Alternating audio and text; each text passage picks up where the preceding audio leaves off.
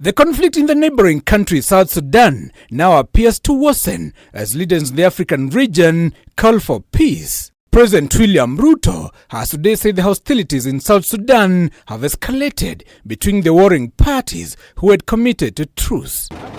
In a statement released to newsrooms, the president has cautioned, and I quote, the increasing insecurity, violence, displacement, and unfolding humanitarian crises are detrimental to the peace and stability of South Sudan and the East African region as a whole, end of quote. Ruto saying he's spoken with his counterpart Salva Kiir over the matter, saying the widening political division is impairing any hopes for resumption in implementation of the revitalized agreement for the resolution of conflict in South Sudan. Kiir had vowed never to take the infant country back to war. I assure you that I will not return you back to war again.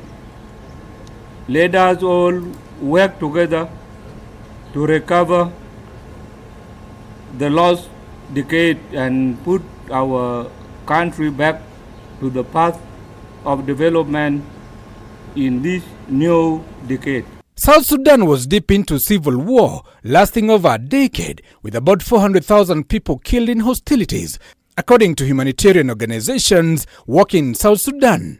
In the statement, Ruto adds, and I quote, as a neighbor and a guarantor of the South Sudan peace process, I, on behalf of Kenya, bring these concerning developments to the attention of the wider international community and call for focus on immediate intervention geared toward de-escalation, peaceful resolution and coexistence among the parties involved, end of quote.